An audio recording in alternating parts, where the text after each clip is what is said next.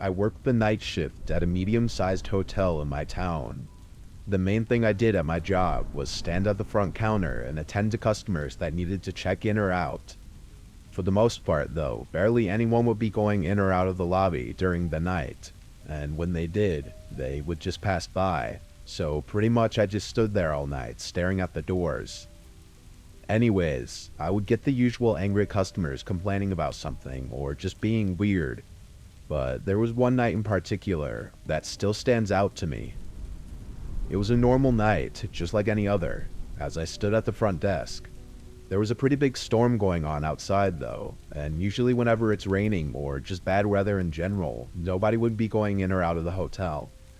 I pulled my phone out to pass the time, but a few minutes later a man showed up at the entrance door.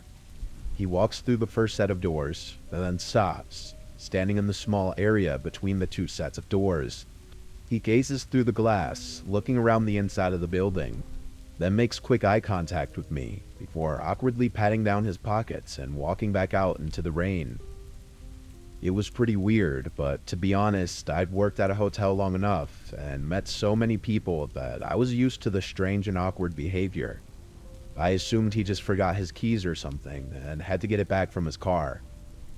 However, I should mention that I've never seen this man before, though not uncommon due to most customers checking in or out during the day. Plus, he didn't have a suitcase or a bag or anything, so of course I just assumed he already had a room and everything.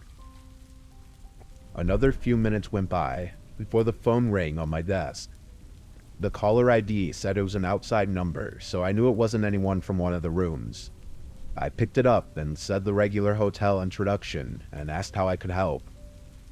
A man was on the other line and said that he had parked in the front lot and needed help bringing in his luggage. Sorry, all of our mailmen left at 9 p.m.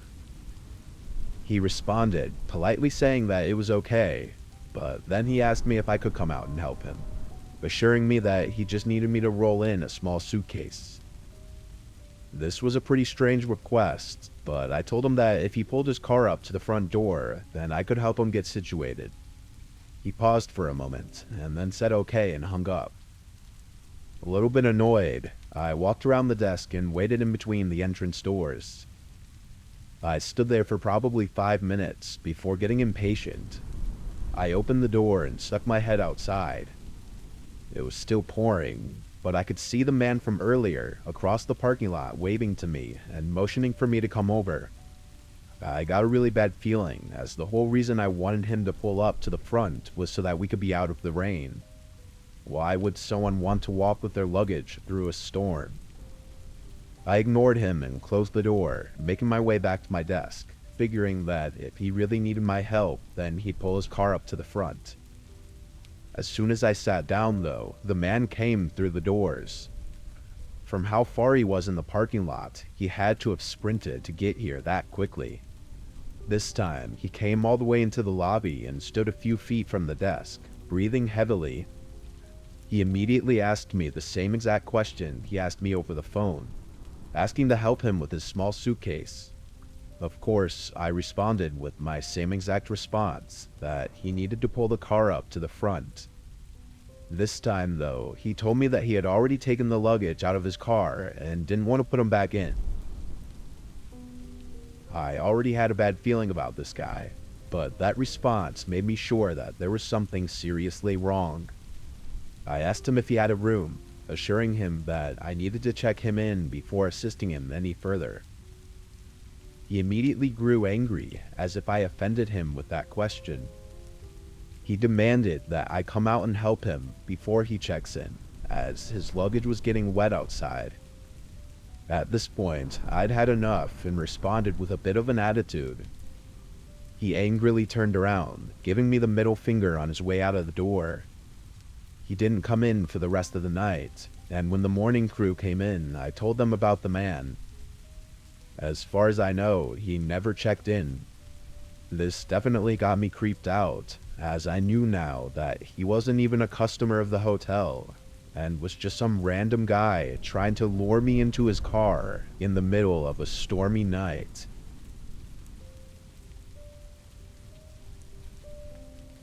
I don't take road trips very often, as I prefer taking a plane if I have to go anywhere far. But due to the short notice of a family member's funeral, I had to drive about 10 hours to my cousin's house. I wasn't entirely sure how long I'd be away, so I packed enough stuff to last a week and began my drive the following morning around 10 a.m. It had probably been 5 or 6 years since I'd driven this far, but I was still confident that I could make it there in one day without needing to stop at a hotel or anything. A couple hours into the drive, a storm cloud started forming ahead, and an hour later, I was driving through heavy rain and thunder. The roads I was driving on were long, went through plain fields and sometimes small forests. Some portions of the road were in a valley, so all of the water from the rain would flow down onto the road with basically no drainage system. This made me have to slow down drastically to ensure that I didn't slide off the side or get caught in a flooded portion of the road. At one point, I couldn't even cross through due to the path being completely flooded. I couldn't risk my car breaking down or getting stuck in the middle of nowhere on an empty road, so I was forced to turn around and find a different route. All of this caused the drive to take much longer than I'd planned, and after almost 8 hours of driving, I still had 5 hours to go. The sun was already setting, and I was pretty exhausted from having to focus so much on driving in the rain, so I knew I needed to find somewhere to get some rest before continuing the drive. It took 45 minutes of trying my hardest to stay awake before I found the small town where I could pull over. By small town, I mean it literally had maybe 20 buildings in it, and a few random farmhouses scattered around miles away. I drove around to see if there was a motel or anything, but of course it didn't have one. The best place I could find was a small parking lot to a local grocery store, so I parked my car in the far corner. The town was quiet, as in the fact that none of the lights were on, other than a few street lights, and no cars were on the roads. The place was a little creepy, so I made sure to lock my car and look around for a few minutes before I leaned my seat back and closed my eyes. I know it seems like this was a bad idea, and that I really should have known better, but it was pretty late, and the rain was still coming down really hard, so I wasn't too worried at the time about anything happening during the night.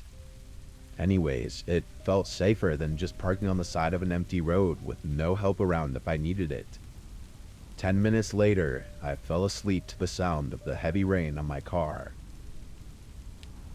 When I woke up, I noticed the thunder and lightning had gotten louder. Looking around, the whole parking lot was much darker than it had been when I got there. But in the distance, I could make out a figure moving towards my car. I stared at them, waiting for them to make a turn or go somewhere else, but the further they walked, it became clear that they were heading for me. The rain made it difficult to see, but once they were 20 feet away, I could tell it was a man.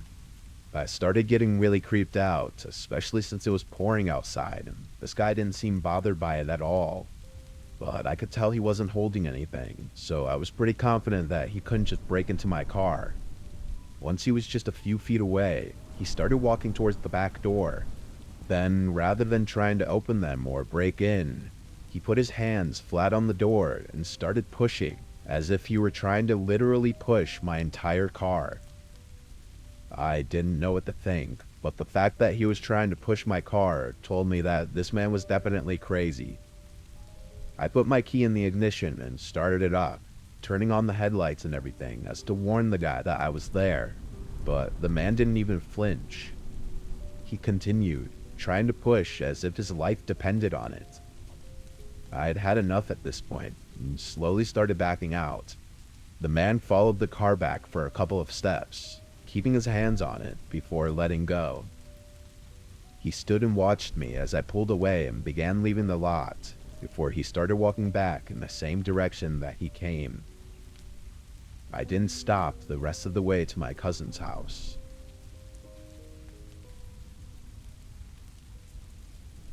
I live in Washington State, and at the time that this happened, I lived with my parents in our small remote house. It was about 20 minutes from the nearest town, and our neighbors were half a mile in each direction. This isn't uncommon here, as it's mostly vast forest landscape all throughout, with small towns here and there, and a couple of big cities. Anyways, I'd grown up in that house my whole life, and was used to the isolated nature of it, so it never really made me nervous or anything. But this one incident that happened when I was 14 made me terrified of our location. It was spring break, and my parents had planned a trip to Florida, and we were supposed to leave for the airport on Sunday morning. However, there was a complication at my dad's work that happened a couple days before, so unfortunately we had to cancel the trip. To make up for it, my parents took me to a water park on Sunday. It was fun, but I was still upset that the trip had to be canceled. We were there for maybe 4 or 5 hours before a strong storm cloud was seen heading our way. It was coming in quick, so pretty much everyone at the pool started packing and getting out of there. By the time we got home, the storm had completely come down on us. The rain was intense and the thunder and lightning was frequent. But this is where things started to get strange. We pulled into the driveway and immediately noticed that the garage was wide open. My dad assumed that he had just forgotten to close it, or maybe the sensor got caught on something on the way down and stopped it. But my mom says she was sure that she saw it close fully on her way out. There didn't seem to be anything else unusual though, so we all got out and made our way inside. My mom pressed the button to close the garage, and it closed without any issues. My parents both went to the couch and turned on the TV, while I made my way upstairs to my room.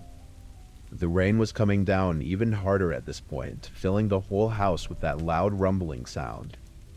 But halfway up the stairs, I swear I heard something moving in the hallway.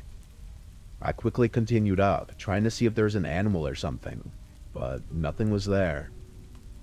What I did notice, though, was that my bedroom lights were on. This was pretty weird, as I knew that I hadn't even turned them on at all today, and I definitely wouldn't have left them on if I did. At this point, I wasn't really sure what to think. I thought that I had to have just forgotten about the lights, or maybe something weird happened with the wiring and they turned on. I don't know. I was still a little scared though, so I stood in the hallway for a bit before making my way over to the door. Standing right outside my room, I listened, trying to make sure it was safe before entering. A few moments of silence go by before I hear something shuffling around. It was very faint and quiet though, as if it were a small rodent moving between boxes. I cracked the door open, figuring I was going to see a rat or something running around, but I didn't see anything at first glance. I entered and closed the door behind me. My room actually looked completely normal and untouched. Usually when an animal or something gets in the house, there's clear signs of a mess being made by them. I got down on my knees and looked under the bed and on the floor for any signs of an animal, but again, there was nothing. I got up and sat on my bed, just thinking about how strange this all was. But as I sat there collecting my thoughts, a shadow quickly moved across the bottom of my bedroom door from out in the hallway.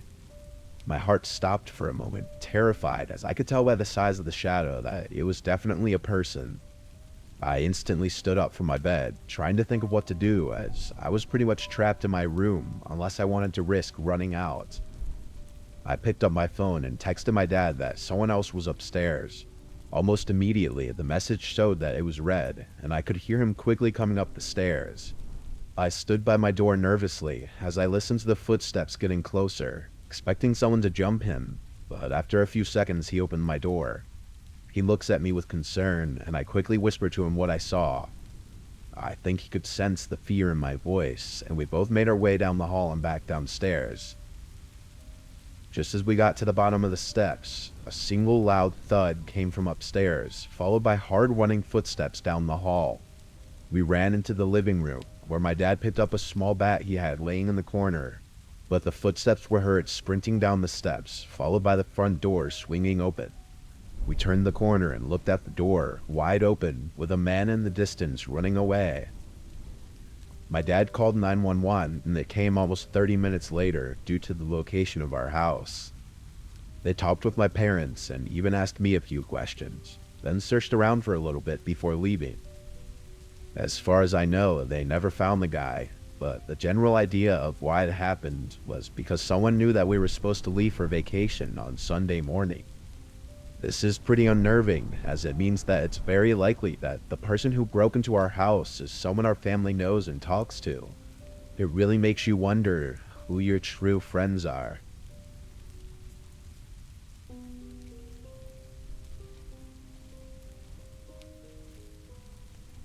I was driving my delivery van back from a small out-of-town delivery one night. It was somewhere around 11 p.m., and it was raining steadily outside. I didn't usually work this late, but every once in a while, there would need to be a delivery made after store hours, so past 10 p.m. The stores I delivered to are spread out, so most of the driving is on long highways with nothing interesting to see. As I went along the road, I saw headlights up ahead. Although going the speed limit, I caught up to them quickly.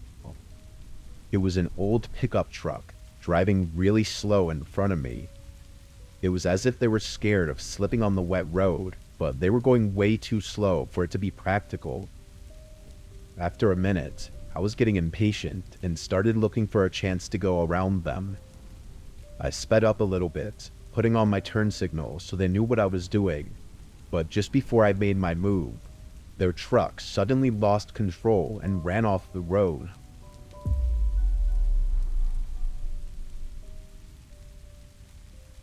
I slammed on my brakes and pulled over. I stayed in my van, looking out the side window. They somehow barely missed a few trees, but they were down a slope and likely stuck. Even though it wasn't my fault at all, I felt really bad and couldn't just leave them without at least calling for help. I tried dialing 911, but there was no signal at all. After a minute of not seeing any movement by the truck, I got even more nervous and got out of my van to check on them. I walked down the side of the road, through the cold rain, and carefully walked down the slope until I reached the trees. The truck was wedged in some bushes, but didn't seem to be too damaged. I approached the driver's side door. The window was fogged over, and I couldn't see inside. I knocked, then opened the door. There was a man sitting in the driver's seat, frantically trying to get the truck to turn on. "Hey, are you okay? You want some help?" I asked. He looked up at me, not saying a word for a few seconds. Then he responded, "Can give me a ride." I told him I could take him to the nearest gas station so he could call for help, but that's as far as I could go. After some thinking, he agreed to it. He stepped out, and I led the way back to my van. Despite the rain, he walked slowly and seemed to watch my every move. Every time I looked back, he was just looking me in the eyes until I turned my head away. It creeped me out, but maybe he was just trying to make sure that I wasn't creepy myself. We both got inside, and I started driving. I really didn't know how close the nearest gas station was, but I was sure it had to be at most 50 to 60 miles out. The first few minutes, I tried to make some small talk, but the man didn't really respond. I thought maybe his head was hurting from the crash, but either way, it made things really awkward. Every once in a while, I'd look over and the man would be staring at me, not smiling or frowning, just staring. I was starting to wonder who this man was that I picked up. I felt like any normal person would be grateful for my help after getting stranded in the middle of nowhere. Thankfully, not long into the drive, I saw the lights of a small town up ahead. But as we got closer, the man only started acting more strange. He was looking around a lot, both inside the car and outside the windows. When I pulled into the gas station, I parked the van and asked if he needed help with anything else. He didn't answer, but I felt tension as if he was contemplating something. I tried to break the silence. Okay, well, I'm gonna get back on the road then. The man took one more look around, then suddenly forced his body over, shoving me against the door aggressively. He started punching me as I opened the door and tried to get out. But just then, the passenger door swung open and the man was pulled away from me. I was trying to catch my breath, still not sure what happened, until I got out of the van. There were 2 police cars and some officers holding the man down. They denied giving me all the details, but apparently the man was running away from a serious crime in a stolen truck. Once an officer found the truck crashed on the side of the road, they called in to have some other officers stake out at the gas station and wait for him. They didn't know he was with me when I pulled in, but once they saw me getting attacked, they jumped in to help. I don't know if he attacked me in an effort to steal my van, or if it was because he saw the police cars and thought I'd taken him in. But either way, it was a horrifying experience. I knew the man was creepy, but I had no idea how much danger I truly was in. If those police officers weren't waiting at the gas station, I don't know if I'd be here right now.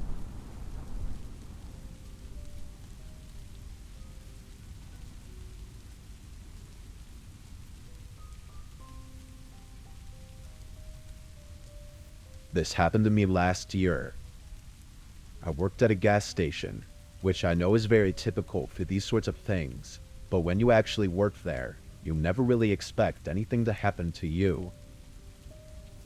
This night, it was raining outside. Not too heavily, but enough to make it uncomfortable to be outside without any sort of covering.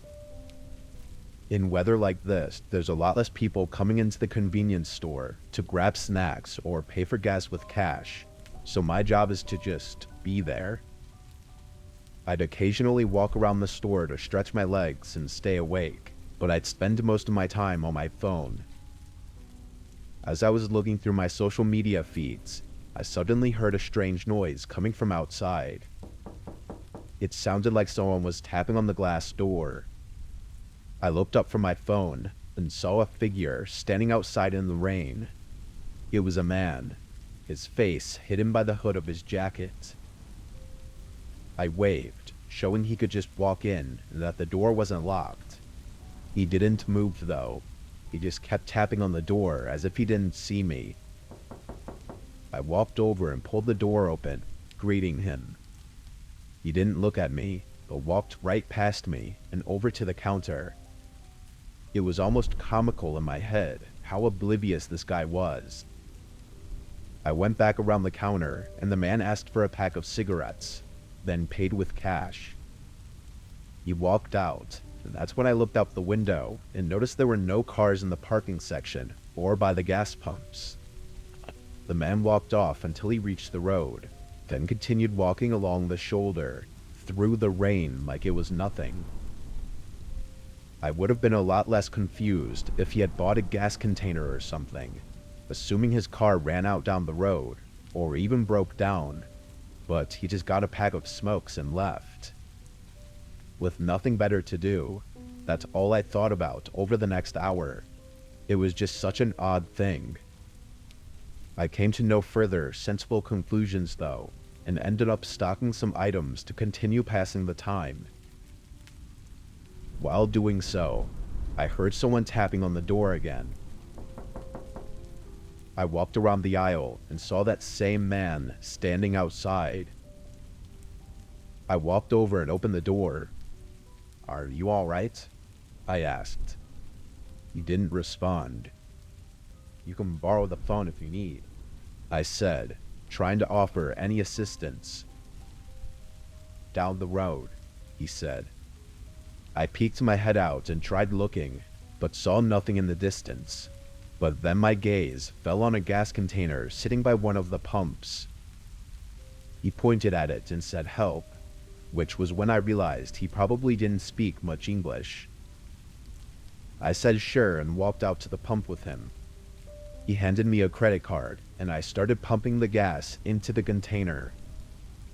The man was standing behind me, like he was trying to stay out of my view, which made me uncomfortable. Once the container was full, I quickly handed it over and started walking back, but the guy stopped me, grabbing my arm. He started speaking quickly, but I couldn't understand him.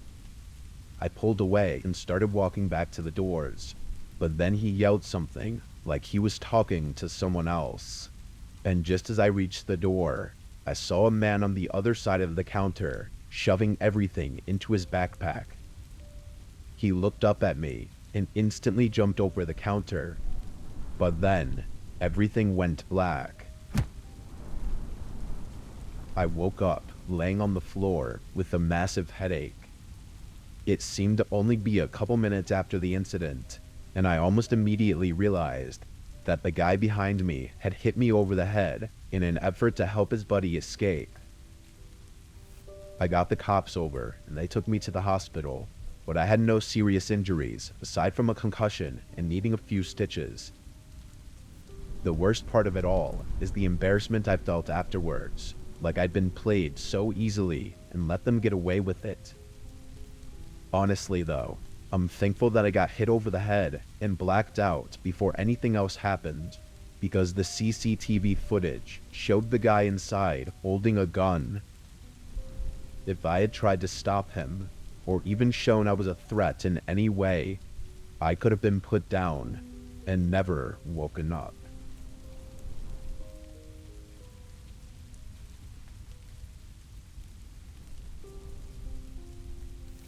My roommate was out of the house for the week, so I had the place to myself. It was spring break, so my college classes were out too.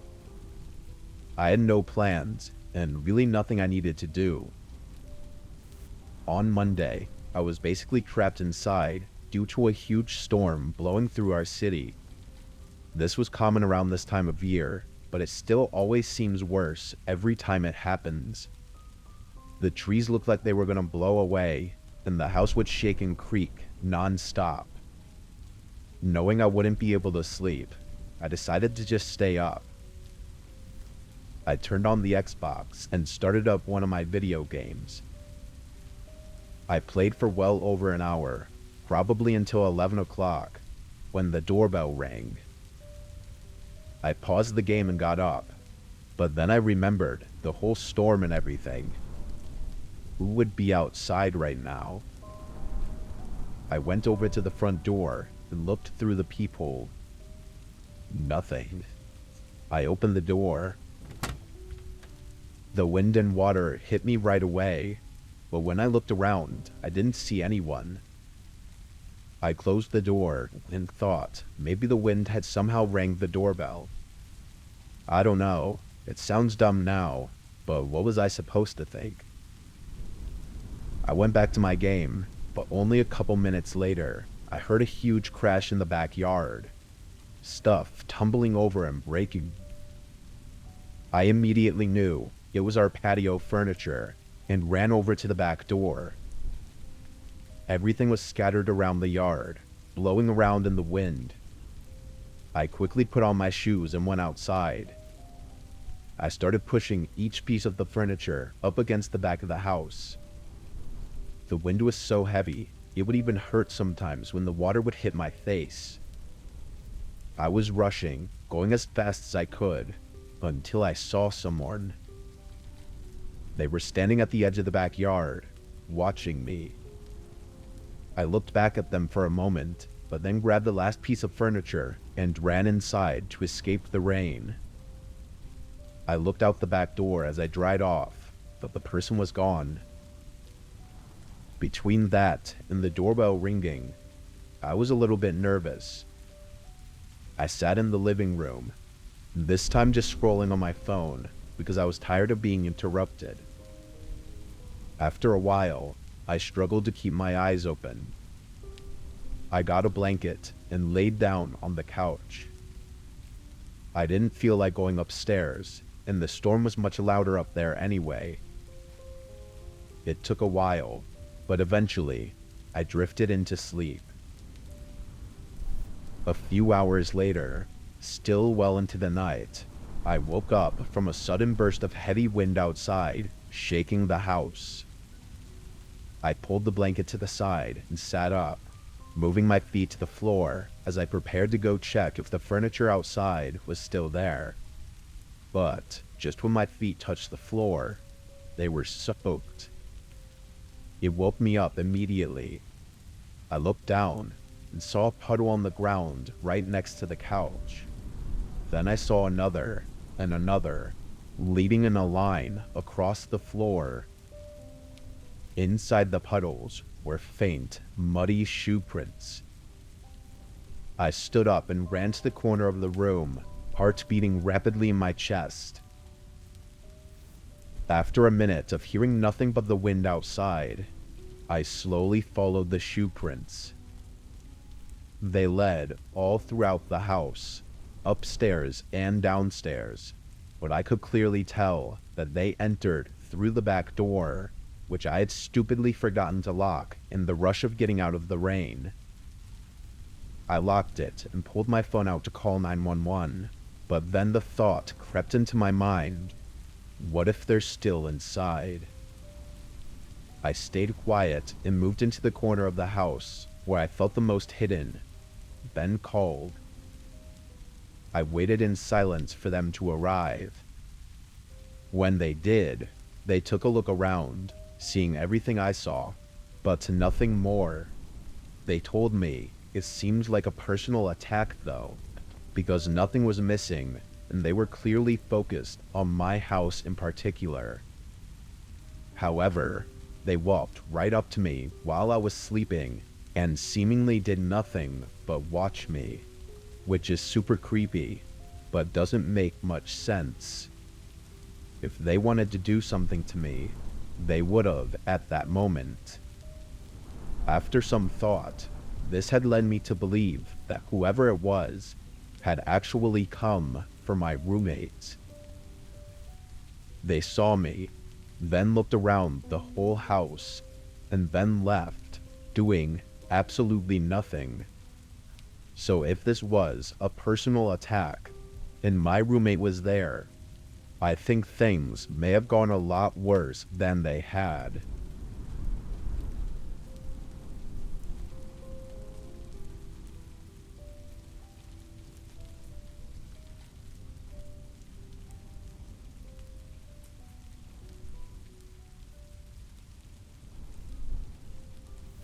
I'm 24, and I lived alone with my dog, Bear, in a cozy townhome up until 3 months ago.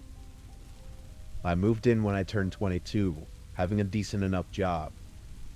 I loved the home, being the first place I'd ever rented for myself, but 2 years of happy living was ruined by this one night.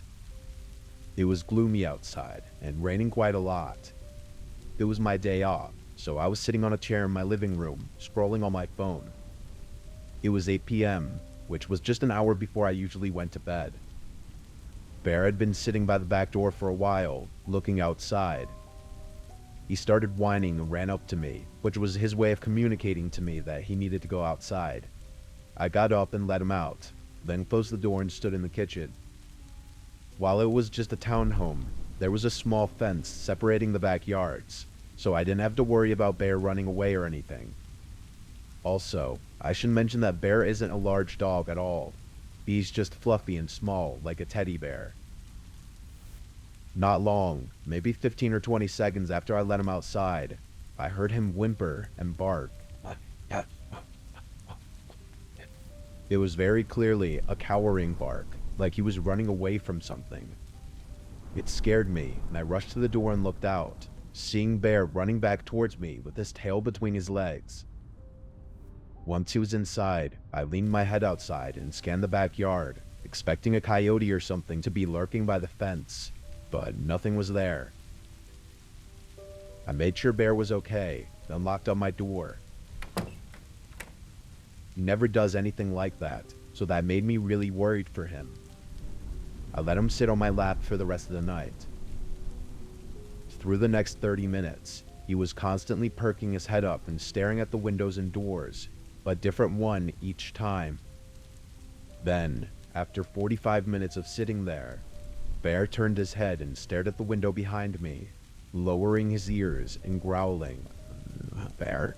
I said, turning to look where he was looking, and right in the window, just a couple feet from us, was a man staring back at me. He was almost right up against the glass. I jumped up and screamed. Stepping backwards, the man sprinted away down the side of the house.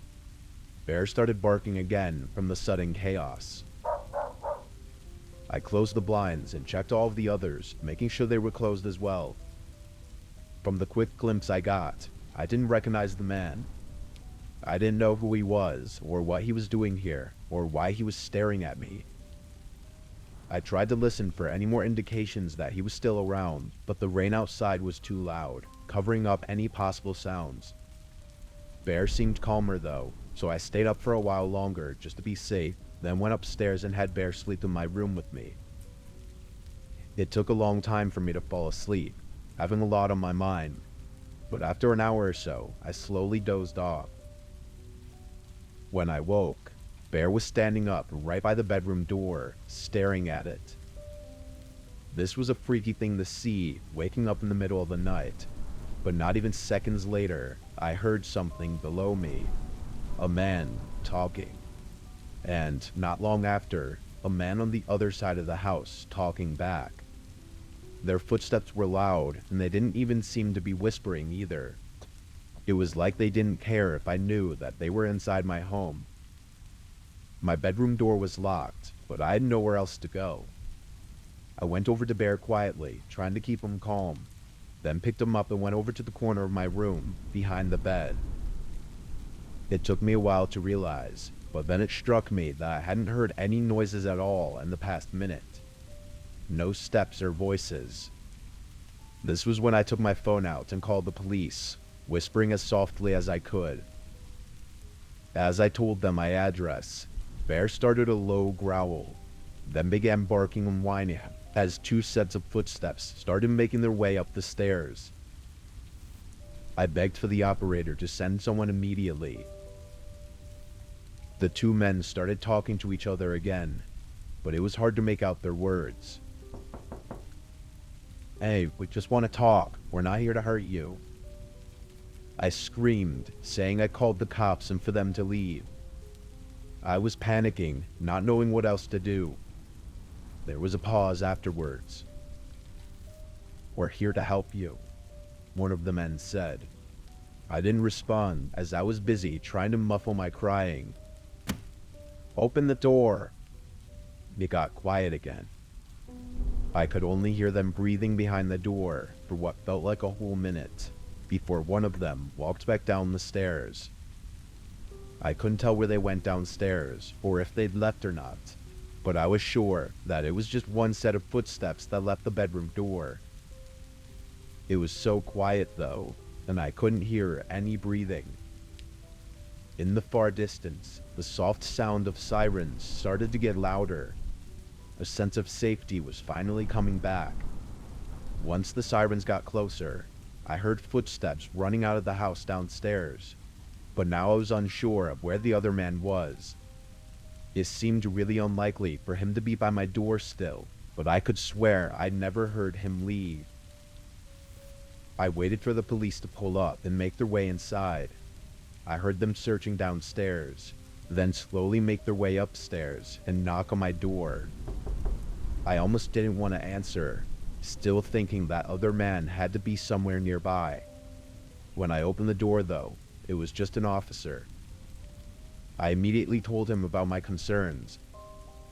He directed me out of the house as one of his partners continued searching, but nobody was found. The only thing they were able to find was watery footprints all around the house, as well as an unlocked window, which, to be honest, I wasn't sure if I kept locked or not. It terrified me though, feeling so confident that the other man was still there, never hearing him leave, but then there being no trace of him.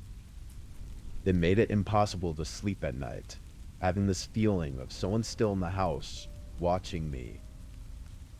I moved out 3 months ago.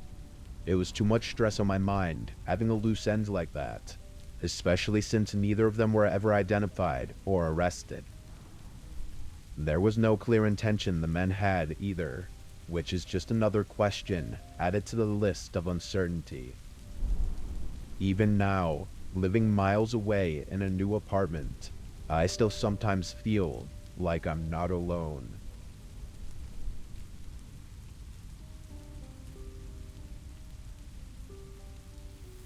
I work at a convenience store at the corner of a small shopping strip.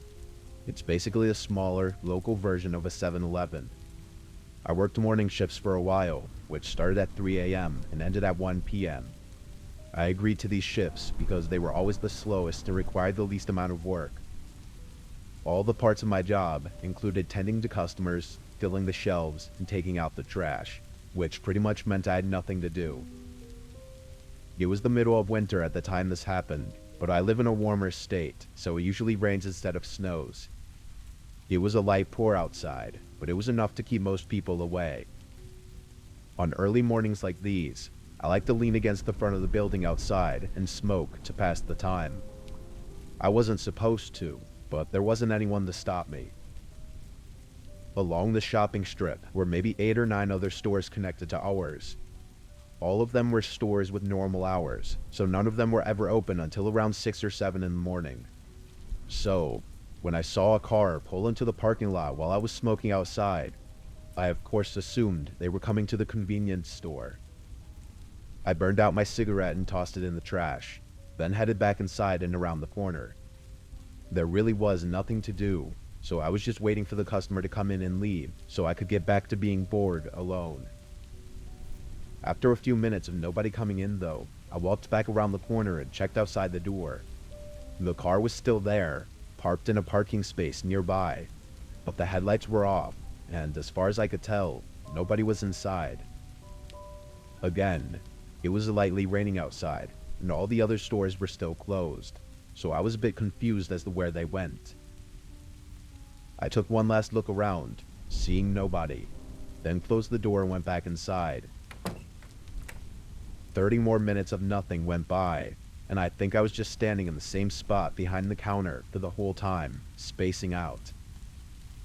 I checked the time, seeing I'd only been at work for a little over an hour, and decided I should check the trash cans around the store and toss them in the dumpster out back. I walked around to each trash bin, putting the bag in the cart and replacing it with a new bag. As I was doing this, I heard a faint click sound come from outside. It sounded like something snapping or breaking, but between the rain hitting the roof and the sound being somewhat far away, it was impossible to tell what it was or where exactly it came from. In the moment it happened though, I barely even thought about it. It just didn't seem like anything worth thinking about. Just another random sound these old buildings made. Once I filled the cart with all the trash bags, I rolled it into the back room and unlocked the back door that led to the dumpster. I sighed, seeing as the rain was pouring down harder now, of course, right when I actually needed to go outside. Regardless, I pushed the cart through the rain and over to the dumpster, which was directly across from the door. After tossing in all the trash, I turned back and started heading for the door, but I noticed something was out of place. The store directly connected to mine had its door wedged open. I've never seen anyone there earlier than 6, so it made me think. I went back inside to get out of the rain and went out to the front door, then looked at the other store's door. All the lights were off, and it looked locked up and empty like it always was at this time. I thought for a few more minutes before figuring I had nothing better to do and went back outside by the dumpster and walked up to the open door. Again, all the lights were off, but it seemed to lead into a small closet-type room, which then had another door, probably leading to the main storeroom. I stepped inside, standing in between the doorway so as to not make it seem like I was trying to sneak in or something. Standing inside now, I could hear someone moving around in the other room, walking, opening drawers. It sounded like they were making a mess, which then got me thinking even more. "Hey, is everything okay in there?" I called out, hoping to get a reassuring response from a neighboring store worker. The noises stopped. I waited a few seconds before I realized that this was not normal and something was definitely wrong. I stepped back outside and into the rain. As I quickly made my way back to my store, I recognized something was missing from the door I had just left. It took a second to figure it out, but then I saw that there was no handle. It was just an empty hole where the handle and lock usually are. Then I looked down at the wedge that was holding the door open, seeing now that it was actually the broken door handle. I ran back into my store, locking all the doors, and called 911, as well as my store manager. Once I knew they were on their way, I went up to the wall connecting our stores and put my ear against it, listening to the suspected robbery taking place. Whoever it was had to have known that I called the police, because they were moving quickly now, running all around, tossing or knocking things over. After 30 seconds to a minute of this, I saw lights flash outside and heard sirens approaching the back of the building. The footsteps quickly moved to the back of the store before a bunch of loud yelling came, which I assume was the officers. I checked out the back door after a minute, seeing a less hectic scene, and walked out to talk to the officers. I thanked them for coming so quickly and gave them a statement. The man who was arrested was found with a pillowcase full of nearly $6,000 worth of stolen items. He also had an empty firearm, along with a variety of tools used to break down doors and locks. And, unknowing to me, he'd also broken into the store 2 spots down as well. It's unclear whether or not the man knew I was working at the time, but my store lights were on, so it isn't likely that he would have broken into my store. But several large scratches were found on the back of our door handle, which may have been from a previous attempt.